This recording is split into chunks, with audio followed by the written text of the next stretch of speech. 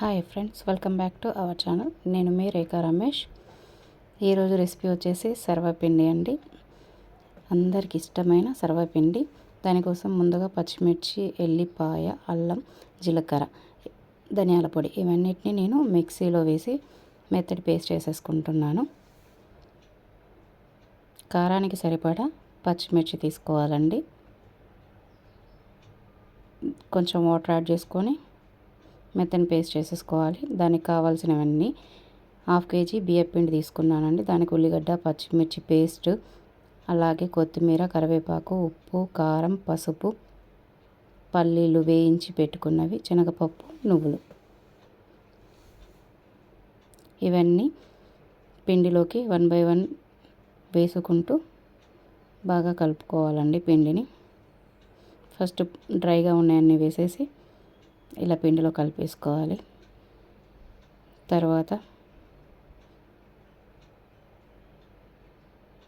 ఏవైతే ఉల్లిపాయ, పచ్చిమిర్చి, కొత్తిమీర, శనగపప్పు ఇవన్నీ ఉన్నాయి కదా, ఇవన్నీ 1 by 1 వేసేసుకొని మళ్ళీ ఒకసారి పైకి కిందికి అనుకుంటూ పిండిని కలుపుకోవాలండి.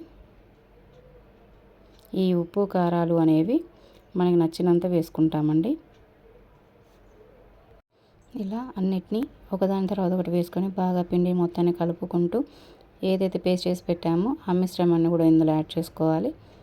దీన్ని కూడా పిండి మొత్తానికి పట్టేలా మంచిగా కలుపుకోవాలండి.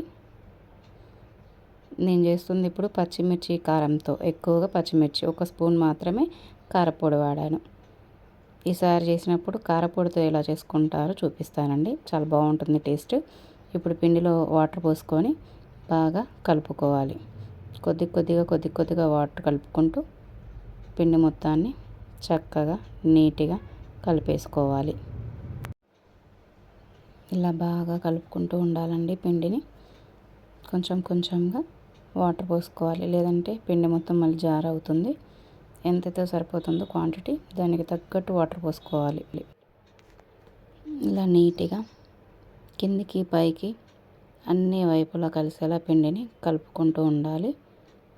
లాస్ట్ స్టేజ్కి వచ్చాక వాటర్ ఎక్కువ పోసుకోకూడదండి, చూసుకోవాలి. బాగా కలిపి ఏవైనా తక్కువ అనిపిస్తే ఇంకొంచెం వాటర్ యాడ్ చేసుకొని నీట్గా కలుపుకోవాలి. లేదు అదే వాటర్ సరిపోయింది అనుకుంటే ఇక మొత్తం నీట్గా పిండి కలిపేసుకోవాలి.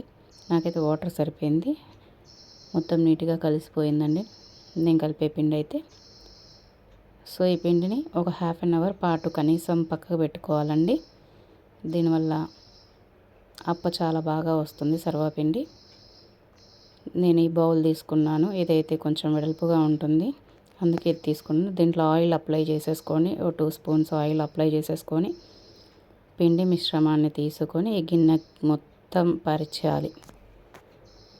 గిన్నె మొత్తానికి నీట్గా పరుచుకోవాలండి. పిండి మిశ్రమాన్ని తీసుకొని మనకి ఎంత పలచగా కావాలంటే అంత పలచగా కానీ, లేదు మందంగా కావాలి అంటే మందంగా కానీ దీన్ని ఒత్తుకోవాలండి. ఎందుకంటే ఎవరు ఏ విధంగా తినగలిగితే ఆ విధంగా ఒత్తుకోవాలి గిన్నెప్పని. కొందరు గట్టిగా తింటారు, కొందరు మెత్తగా తింటారు. సో వారి ఇష్టానుసారంగా, ఇష్టానికి తగ్గట్లుగా దాన్ని ఒత్తేసుకోవడమే.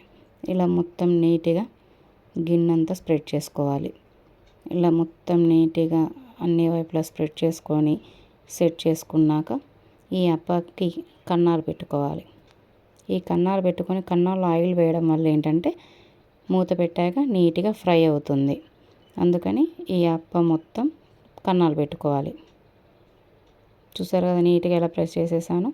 అలా అయ్యాక మొత్తం కన్నాలు పెట్టుకోవాలండి.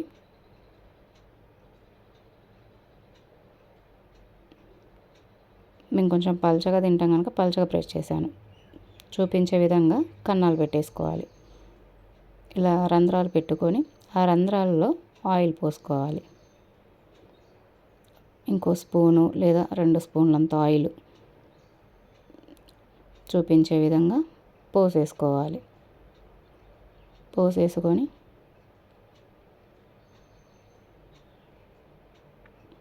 స్టవ్ మీద ఈ గిన్నెని పెట్టేసుకొని దానిపై మూత కవర్ చేసేసుకోవాలి.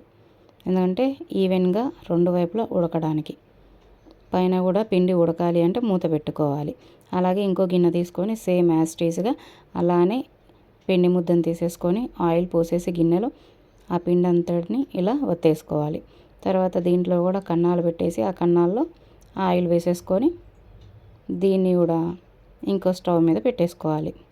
ఒకటే పెట్టుకుంటే లేట్ అవుతుంది కదండి, అందుకే రెండిట్లలో పెట్టేస్తున్నాను నేను. ఇక ఎన్ని పెట్టుకున్నా ఇదే విధంగా పెంక మీద పెట్టుకున్నా ఇంతే, గిన్నెకి పెట్టినా ఇంతే, ఏ రకంలో పెట్టినా కూడా ఇదే విధంగా పిండిని తీసుకొని ప్రెస్ చేసేసి దాన్ని నీట్గా స్ప్రెడ్ అయ్యాక హోల్స్ పెట్టేసుకొని ఆయిల్ అప్లై చేసేసుకోవడమే. ఆయిల్ అప్లై చేసి స్టవ్ మీద పెట్టేసి ఆయిల్ పోసేసుకొని మధ్య మధ్యలో చూసుకుంటూ ఉండాలి. ఇక రెండు వైపులా కాల్చేసుకోవాలి. మధ్య మధ్యలో చూస్తూ ఉండాలండి, లేదంటే అడుగు అంటుద్ది కదా, మాడిపోద్ది. చూడండి, ఇది ఓపెన్ చేస్తున్నాను. ఇలా ఫ్రై అయిపోవాలి. లోపల అడుగు వైపున వేగింది, పైన ఫ్రై అవుతూ ఉంటుంది. దీన్ని రెండో వైపుకి తిప్పేసుకొని కాల్చుకోవాలి తీసి. అదిగోండి ఆ కలర్లో. ఇంకొంచెం గట్టిగా తినేవాళ్ళు ఇంకా పలుచగా పెట్టుకొని ఇంకా గట్టిగా కూడా చేసేసుకోవచ్చు. ఇదే విధంగా పెంక మీద కూడా పెట్టేసుకోవచ్చు.